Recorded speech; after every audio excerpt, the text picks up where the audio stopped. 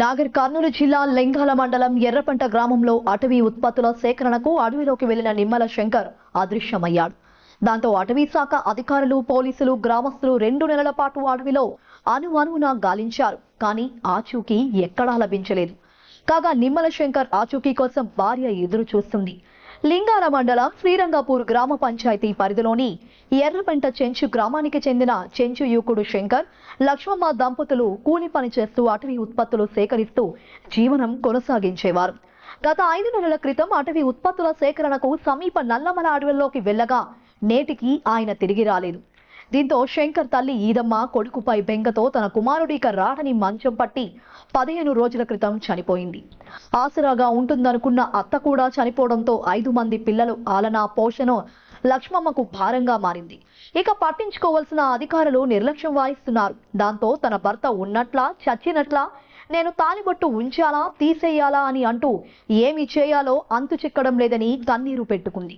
పిల్లల పోషణకై తల్లి గారి ఇంటి వద్ద జీవనం కొనసాగిస్తానని దాతలు ముందుకు వచ్చి ఆదుకోవాలని ఆమె కన్నీరు పెడుతూ ప్రభుత్వాన్ని వేడుకుంది. నలుగురు, మా ఊరాళ్ళు 3, మా ఆయన 4, ఒక ఆయన నిసర్లింగ సాయన, ఒక ఆయన కర్రలింగ సాయన, ఒక ఆయన 2, మా శంకర్ ఆయన 3, నిసర్లింగ సాయ ఇది ఆయన సలసరావు 4 పోయి కట్టలు చేసిరంట. ఒక పూట చేసి తెల్లాడితేనే ఆయనకు నిసర్లింగ సాయకి అప్పుడే కట్ట దొరికిందంట. అప్పుడే వచ్చేసిండు. వీళ్ళు 3 కర్రలింగ సాయ, సలసరావు, మా శంకరాయ 3 మళ్ళతనాడే కట్టలు చేసి పెట్టొచ్చిరంట. అయితే పోరా నువ్వు ఎత్తుకొచ్చుకోపోరా అని కర్రలింగ సాయ, సలసరాన్న చెప్పిరంట. అయితే మేము ఒక్కదాన్ని ఎడవ ఎత్తుకొచ్చుకుందాం, మంజులు లేరు నాకు అని బలసంగా కూలి ఎరకలకు స్నాకు 2 రోజులు 3 రోజులు కూలి పోతున్నాడు సారు. పోయి చేసుకొని 100-200 కూరగాయలు తెచ్చుకొని మా ఇంట్లో మేము కాసుకొని ఇంట్లో వంతుంటే నిజంగా సాయం చేసేది. పొద్దుగాలు వచ్చి అరే నువ్వు ఎత్తుకొచ్చుకుంటా, నేను ఎత్తుకొచ్చుకుంది నా కట్టెలు టేకట్లు అడుగు సలేరు గారు ఫోన్ చేసి చెప్తుండు నాకు. అంటే మీరెందుకు ఎత్తుకొచ్చుకుంటారా, మీరు మేము చేసేసిన కట్టెలు కష్టపడి మేము ఎత్తుకొచ్చుకుంటా అని నా మావాడు అన్నాడు సారు. అయితే ఫోన్ పట్టరా అని ఫోన్ ఇచ్చిండు. అట్లే సాయంత్రం మళ్ళీ వచ్చి మళ్ళీ అట్లే ఫోన్ ఇచ్చిండు, పట్టరా ఫోను నువ్వు ఎత్తుకొచ్చుకుంటా మేము ఎత్తుకొచ్చుకుందా అని ఇదే పాట సార్. వాళ్ళు ఈ నిజంగా సార్ మా పగ ఉన్నాడు చెప్పినా సారు. ఈ నిసర్లింగ సాయం, గుండ్లింగ సాయం పోయిన రోజు మా ఆయన పోయిన రోజే వీళ్ళు పోయిండ్రు. వీళ్ళు 3 ఈ కృష్ణగాడు మా శంకర 2 కలిసి పోయినప్పుడు వీళ్ళిద్దరు ఇంకా అన్నదమ్ములు పోయి సాధ్యంగా వచ్చారు. 3 కలిసే సాధ్యంగిరు. వాడు 1-2 వాడి చెప్తే కాదు, 6 మందిని 7 మందిని దుస్తే మంచి ఎగిరిపోయి పడేది. అంత బాడీ అంత ఉన్నది మంచికి. అట్టటి మంచి ఎట్లా చచ్చిపోతాడు సార్, తాగకుండా పోయిండు అని నేను చెప్పిన. నాకు తెలిసిన కాకైతే నిసర్లింగ సాయం, గుండ్లింగ సాయం సాధ్యంగా వచ్చారు. వాళ్ళు బుగులు పట్టలేక గుట్టకు 10 సార్లు ఈ చిన్నపిల్లలు గురించి బట్టలు లేకుండా తిక్కలో సోయాలకై తిరుగులాడతారు, తిక్కలేసి తిరుగులాడతారు.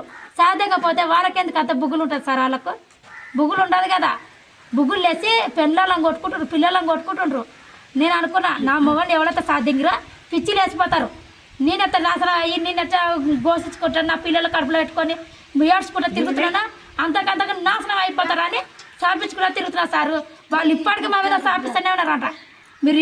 మేము పోలీస్ స్టేషన్లో తిరిగినాం. ఆ పనికిరాలు లంచలేమడి 24 గంటలు తిరిగినాం. మా మొగాళ్ళు తప్పు చేయలేదు. నా మొగాళ్ళు తప్పు చేయకుండా కానీ లంచాలు 3 లంచాలు 3 కలిసి.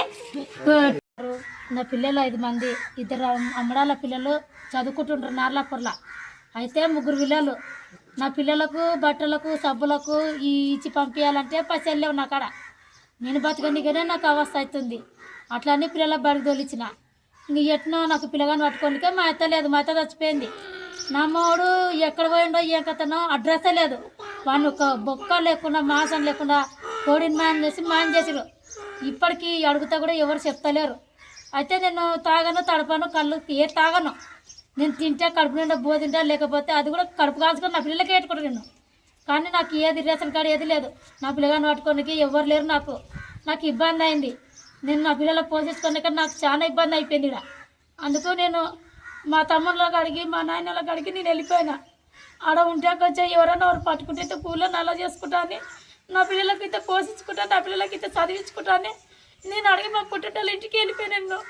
నాకు ఇట్లా ఇబ్బంది అయినందుకే నేను వెళ్ళిపోయినా సార్. నేను నుంచి నాకు ఎక్కడ గతి లేకుండా అయిపోయింది.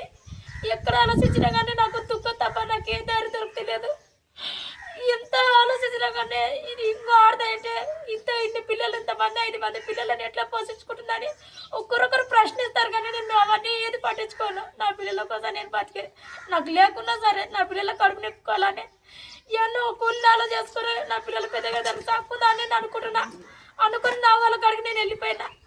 మా అమ్మ మా పిల్లగాను పట్టుకుంటుంది, ఇంత కూలన్నాలో చేసుకుంటున్నాం, నా పిల్లలకు పెట్టుకుంటున్నా, ఎట్నో అలాగా గంజోనిలో నా 2 పిల్లలను నేను పోషించుకుంటున్నా, నా 3 పిల్లలను 5 మందిని సాక్కుంటున్నా, గొడ్డులాగా చేస్తే నేను పుణ్యమన్న కట్టుకుంటా అని ఇప్పటికి ఏడుకుంటున్నా. మీకు నమస్కారాలు సార్, మాకు ఏదైనా ఒక దారి నాకు చూపియాలి. నేను ఈ దుఃఖాన్ని ఈసారి తట్టుకోలేకపోతున్నాను. నా బాధ తట్టుకోలేక ఒక్కొక్కసారి ఏమన్నా అది చేసుకోవాలనిపిస్తుంది. కానీ నా పిల్లల మొక్క చూసుకొని నేను అడుగులు ఎక్కికేస్తున్నా, అంటే తట్టుకుంటున్నా, గుండె ధైర్యం చేసుకుంటున్నా, ఓపిక పడుతున్నా. నేను ఎంత బాధన్నా ఎంత కష్టం ఉన్నా నా కడుపులో దాచిపెట్టుకొని నా కడుపులో పెట్టుకుని నా పిల్లలు 5 మంది పిల్లలు నేను ఎట్టినో వాళ్ళకి గంజనీలో ఎట్టినా నా పిల్లలు పోసుకుంటా, నా కడుపు కాల్చుకొని నేను ఉంటున్నా.